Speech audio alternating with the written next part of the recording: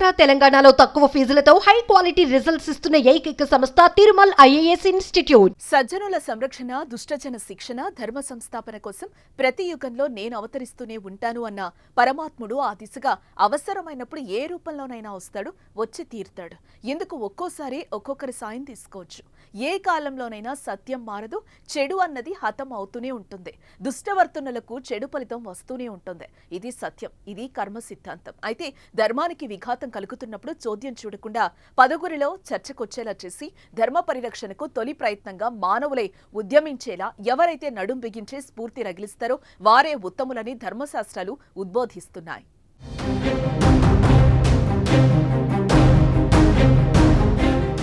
ఈ నేపథ్యంలో కలియుగ దైవం వలసిన తిరుమలలో దారి తప్పిన ధర్మాన్ని సక్రమ మార్గంలో నడిపించేందుకు సమస్త ప్రక్షాళనకు బీసీవై పార్టీ అధ్యక్షుడు బోడే రామచంద్ర యాదవ్ తలపెట్టిన మెట్లోత్సవం కార్యక్రమం పట్ల సర్వత్రా హర్షాతిరేకాలు వ్యక్తమవుతున్నాయి. కోట్లాది మంది భక్తులు ఏమైతే కోరుకుంటున్నారో సరిగ్గా వాటిని ఆచరణలో పెట్టాలని ఎలుగెత్తి చాటుతూ 7 డిమాండ్లతో పుంగనూరు నుంచి తిరుమలకు ఈ నెల 27న రామచంద్ర యాదవ్ పాదయాత్రగా బయలుదేరారు.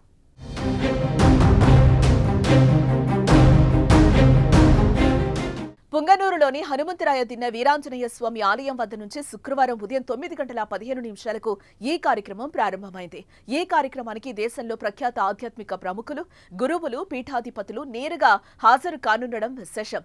శ్రీ శ్రీ శ్రీ రామానుజాచార్య వంశ పరంపర, శ్రీ యదుగురి యతిరాజు మఠాధిపతి శ్రీ శ్రీ శ్రీ నారాయణ రామానుజాజియర్ స్వామి, అయోధ్యలోని హనుమాన్ మఠం పీఠాధిపతి శ్రీ హనుమంత్ కళ్యాణ్ దాస్ జీ మహారాజ్, శ్రీపీఠం వ్యవస్థాపకులు, ప్రముఖ ఆధ్యాత్మిక గురువులు శ్రీ పరిపూర్ణానంద స్వామీజీ, త్రిశక్తి మంత్రాశ్రమ సిద్ధయోగులు, సాక్తేయ సంప్రదాయ సదాచార సంపన్నులు శ్రీ శ్రీ శ్రీ ఆడిదండి శక్తి శ్రీ భగవతి మహారాజస్వామి, శ్రీకృష్ణ యాదవానంద స్వామీజీ, కంచపీఠం గురువులు, ఇతర ప్రాంతాల నుంచి విచ్చేసి ప్రముఖ స్వామీజీలు రామచంద్ర యాదవ్కు ఆశీర్వాదం అందజేస్తున్నారు.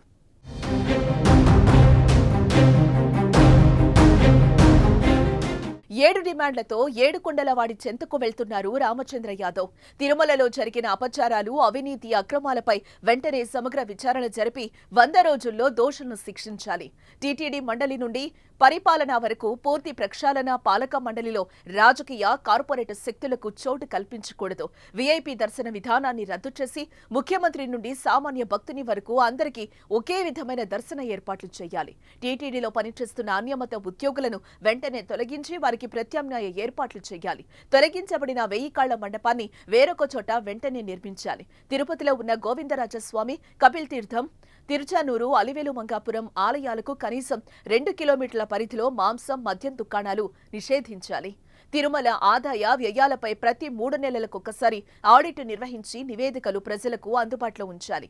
తిరుమలలోనే గోశాల ఏర్పాటు చేసి తద్వారా సొంతంగా డైరీ నిర్వహించి ఆ నెయ్యిని మాత్రమే స్వామివారి ప్రసాదాల్లో వినియోగించాలని తిరుమల పరిరక్షణ పాదయాత్రను కార్యక్రమానికి శ్రీకారం చుట్టారు.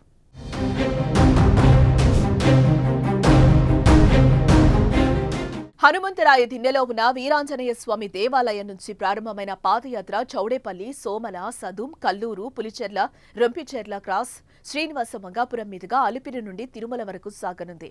ఈ నెల 30/9/2024 ఉదయం 9:15 అలిపిరి నుంచి తిరుమల మెట్లోత్సవం జరగనుంది. ఈ పాదయాత్ర సహా మెట్లోత్సవం కార్యక్రమానికి భక్తులు వేలాదిగా తరలి రావాలని ఆయన పిలుపునిచ్చారు. తిరుమల రక్షణ కోసం, పవిత్రత కోసం, ప్రక్షాళన కోసం భక్తులు ఈ పవిత్రమైన కార్యక్రమంలో పాల్గొనాలని రామచంద్ర యాదవ్ పిలుపునిస్తున్నారు. రండి, కదిలి వెళ్దాం, తిరుమలను రక్షించుకుందాం.